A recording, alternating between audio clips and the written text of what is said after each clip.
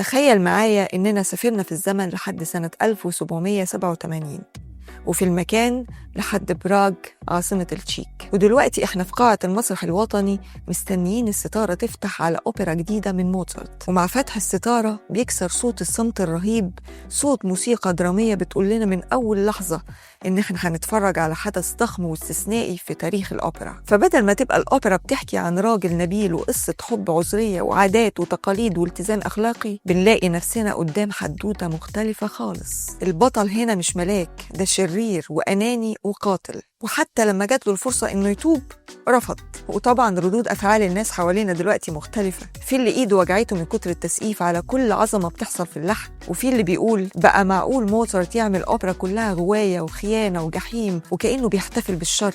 بس اللي محدش فهمه وقتها إن موتسارت ما كانش بيحتفل بالشر، ده كان بيعريه، وده اللي خلى أوبرا دون جوفاني تبقى واحدة من أكتر الأوبرات إثارة للجدل في تاريخ الموسيقى الكلاسيكية.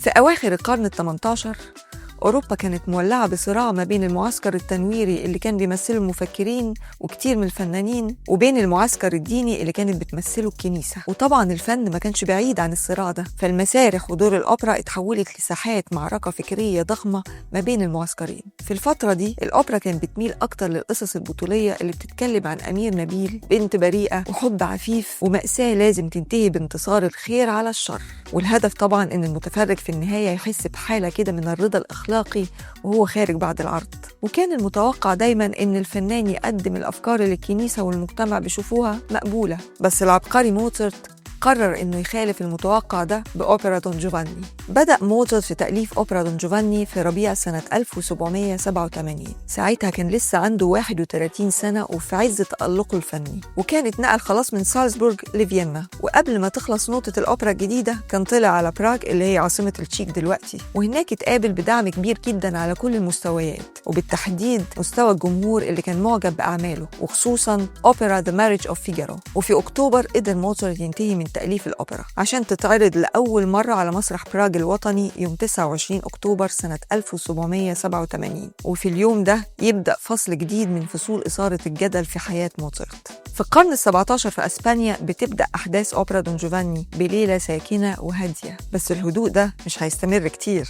بيظهر دون جوفاني النبيل الفاسد اللي بيحاول يغوي دونا أنا بنت القائد العسكري اللي بيظهر عشان يدافع عن بنته، وبسرعة الموقف بيتطور ويتحول لمبارزة بتنتهي بأن دون جوفاني بيقتل القائد العسكري وبيهرب. وفي الوقت اللي بتصمم فيه دونا أنا على الانتقام لأبوها بمساعدة خطيبها دون أوتافيو، بيستمر دون جوفاني في رحلته المجنونة عشان يتنقل من مكان لمكان ومن كدبة لكدبة ومن ضحية لضحية. دون جوفاني ما بيشوفش غير غرايزه بس، وبعد كل مصيبة بيعملها بيقدر يهرب بمساعدة ليبوريلو الخادم بتاعه. وعلى الرغم من إنه بينتقد وبيشتكي منه ساعات، إلا إنه بيفضل يخدمه وبيفضل جزء من المنظومة اللي بتساعده. ومع قرب النهاية بتوصل الحدوتة لذروتها. دون جوفاني بيلاقي نفسه معزوم على العشاء في مقبرة بتمثل الحدود بين الحياة والموت، وعلى العشاء ده بيقابل التمثال الحجري للقائد العسكري اللي بيمثل العدالة الإلهية.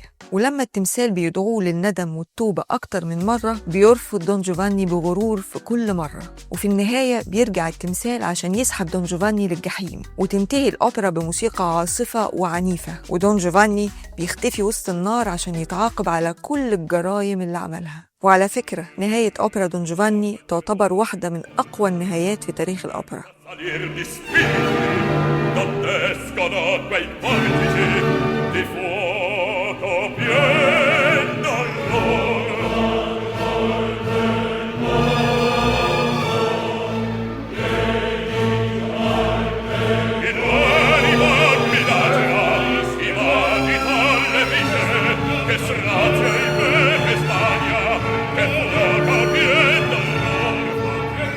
لما اتعرضت أوبرا دون جوفاني على المسارح الجمهور انبهر بيها بشكل كبير جدا، فالعمل كان شبه متكامل، بيقدم موسيقى ساحرة وعظيمة وفيها مجهود استثنائي، والدراما فيها مشوقة من أول لآخر لحظة، والشخصية المحورية فيها شريرة صحيح بس جذابة لأبعد الحدود. بس الحقيقة إن ده ما كانش رأي كل اللي اتفرجوا على دون جوفاني، فعلى الرغم من إن الأوبرا انتهت بالعقاب العادل والنهاية الأخلاقية اللي ممكن ترضي المشاهد العادي، إلا إن مؤسسات كتير ومنها الكنيسة ما كانوش شايفين دون جوفاني بالطريقة دي، ومن هنا بدأ الجدل والصراع. الكنيسة الكاثوليكية في أوروبا ومعها شوية مؤسسات اجتماعية ورسمية تقليدية حبتين كانوا شايفين في أوبرا دون جوفاني دعوة للانحلال، فالبطل بتاعنا شرير بيغوي الستات طول الوقت، بيقتل، بيهرب من جرايمه في كل مرة، بيرفض يعترف بخطاياه، وحتى لما بيتعاقب في النهاية بيكون عمل كل اللي هو عاوزه، والأهم إن هو لحد آخر لحظة ما كانش ندمان. ففي مشهد التوبة في آخر الأوبرا دون جوفاني بيرفض إن هو يندم ويتوب، بيرفض يقول أنا غلطت، وده بالنسبة للكنيسة كان خط أحمر ما ينفعش حد يعديه. أوبرا دون جوفاني تعرضت لانتقادات مش سهلة من المؤسسات دي، بس على الرغم من كده مفيش مصادر بتقول إن الكنيسة أو أي مؤسسة تانية حاولت تمنع عرض الأوبرا أو توقفها، بس في بعض المصادر بتقول إنه حصل شبه حالات مقاطعة في بعض الأماكن للأوبرا، وده كان مثال بدائي على الكانسل كالتشر أو ثقافة الإلغاء. بس الأكيد إن دون جوفاني كان ليها أثر كبير جدا على مناقشات فلسفية وفكرية معقدة قوي في الفترة دي، خصوصا إنها كانت بتناقش فكرة حدود الحريات الفردية والسلطة الدينية والقانونية، وده كان الموضوع الرئيسي لأي نقاش فكري في المرحلة التاريخية دي في أوروبا. فأوبرا دون جوفاني ما كانتش مجرد حدوتة مثيرة، لأنه موزارت ولورينزو دا بونتي اللي كتب النص أو الليبريتو كتبوا أوبرا مليانة طبقات ما بين النقد الاجتماعي والتساؤلات الأخلاقية وغيرها من الطبقات اللي كان طبيعي جدا إنها تثير الجدل.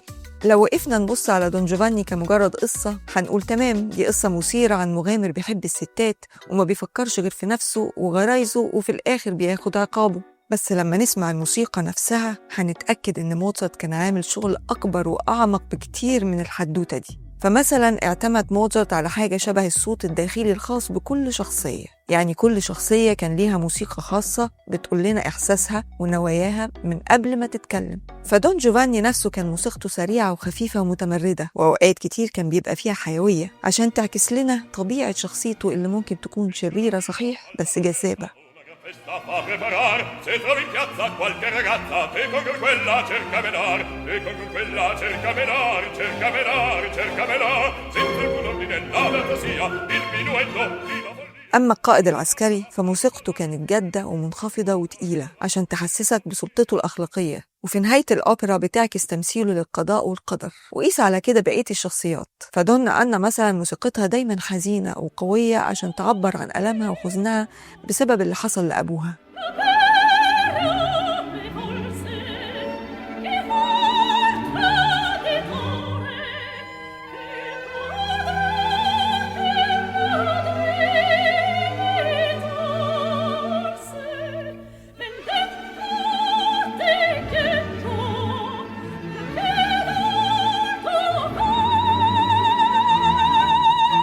حتى ضحايا دون جوفاني الباقيين كل واحدة فيهم ليها موسيقى خاصة بيها، يعني دونا إلفيرا موسيقتها كانت بتتحول ما بين الغضب والحب عشان تعكس الصراع العاطفي جواها، والآريا بتاعتها كانت مليانة خيانة وألم.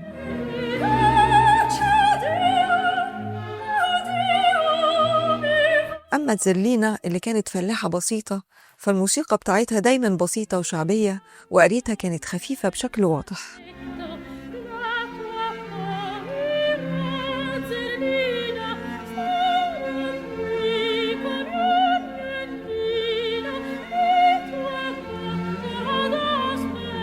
موزارت كمان اعتمد على تقنيات موسيقية تانية أثرت بشكل كبير في الدراما، زي التناظر الموسيقي اللي كان بيعكس تطور الشخصيات في فصول الأوبرا، وزي الرمزية في إنه يستخدم نوتات منخفضة لتمثيل الشر في شخصية دون جوفاني والنوتات العالية لتجسيد البراءة في شخصية زرلينا. وعلشان كده نقدر نقول إن موزارت ما لحنش الكلمات وخلاص، ده قدر يعمل تصوير كامل لكل شخصية ولكل حدث عن طريق الموسيقى، وده سر عبقرية موزارت وسر عظمة دون جوفاني الموسيقية.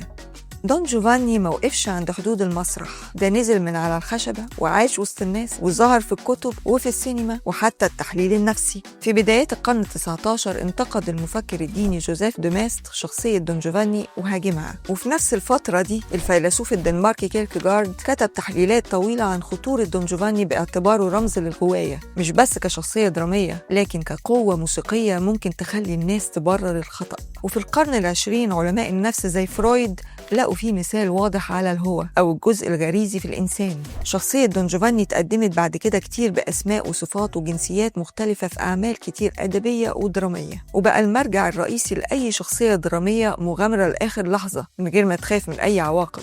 موتشارت كتب أوبرا دون جوفاني وهو عنده 31 سنة، يعني قبل ما يموت بحوالي 4 سنين. عشان كده وانت بتتفرج على الأوبرا دي مش بس هتعيش عبقرية موتشارت الفنية، انت كمان هتلمس إحساسه بالزمن اللي بيجري، هتعرف مفهومه عن الحياة والموت وعن العدالة اللي ممكن تتأخر بس دايما بتوصل. العبقرية في الأوبرا دي مش بس في الموسيقى لكن في قدرة موتشارت إنه يحطك قدام سؤال وجودي من غير ما يقولك هو رأيه إيه، يسيبك تفكر وتضحك وتتوتر، وكل ده وانت بتسمع لحن يفضل يرن في ودنك لفترة طويلة. عشان كده دون جوفاني فضلت عايشة لحد النهاردة وبقت محطة مهمة من محطات رحلة أوبرا ريميكس. ولحد ما نوصل لمحطة جديدة في رحلتنا بفكرك ترجع تشوف الحلقات اللي فاتت وتشترك على القناة عشان تشوف الحلقات الجاية.